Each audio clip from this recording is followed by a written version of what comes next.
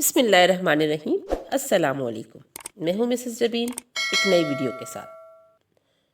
آج کل ہم لوگ آلودگی کی وجہ سے بہت پریشان رہتے ہیں اور اسے دور کرنے کے لیے کوشاں رہتے ہیں، یا شاید صرف ظاہر کرتے ہیں کہ ہم ایسا کر رہے ہیں، کیونکہ اصل آلودگی کی طرف ہم دیکھ ہی نہیں رہے، اور وہ آلودگی ہے من کی آلودگی۔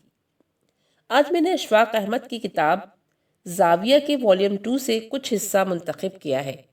مضمون کا نام ہے من کی آلودگی۔ آئیے پڑھتے ہیں۔ آج سے چند روز پیشتر ہم پولیوشن کی بات کر رہے تھے، اور ہمارا کہنا تھا کہ ساری دنیا آلودگی میں مستغرق ہے، اور یہ آلودگی نہ صرف انسانی زندگی بلکہ شجر و حجر اور حیوانات کو بھی کھائے چلی جا رہی ہے۔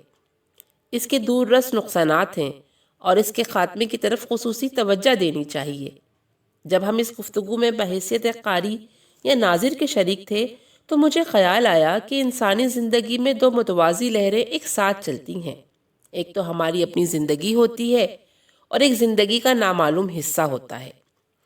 اس حصے کو ہم گو جانتے نہیں ہیں، لیکن محسوس ضرور کرتے ہیں۔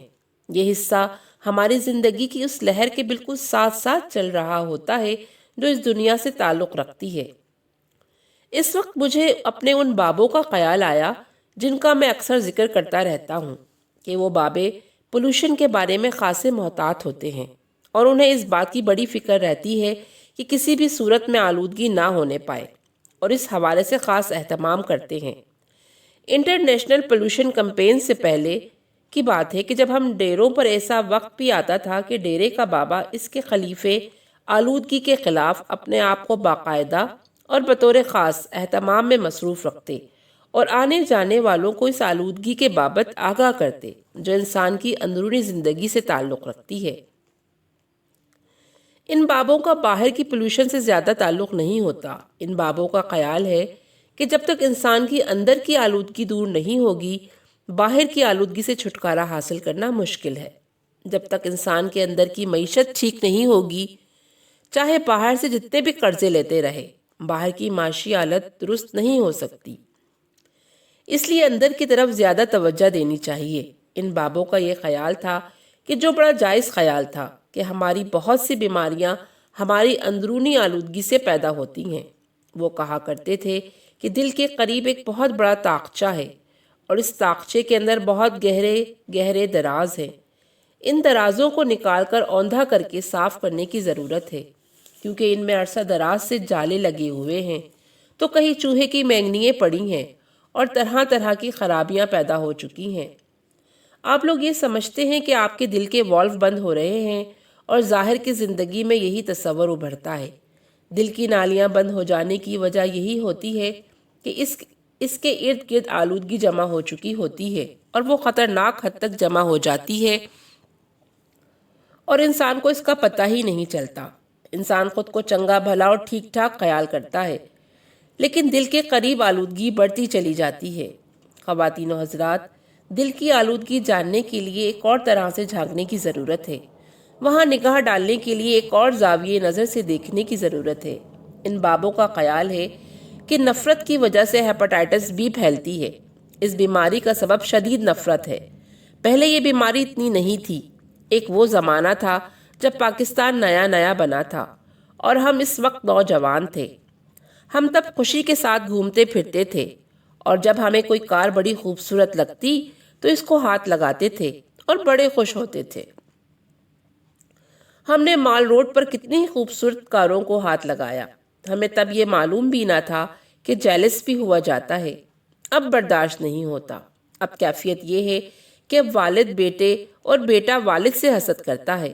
رستم سہراب کی طاقت، شہرت اور اس کی ناموری سے حاسد ہوتا تھا، اور دونوں کا آپس میں ٹکراؤ بھی ہوتا تھا، اور سہراب اپنے سگے بیٹے رستم کو قتل بھی کرتا ہے۔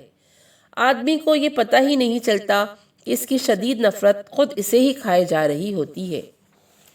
گو اس نے اپنے اوپر عجیب طرح کا خول بدنیتی سے نہیں چڑھایا ہوتا، بلکہ معاشرتی تقاضوں کی بدولت یہ خول اس پر چڑھ جاتا ہے۔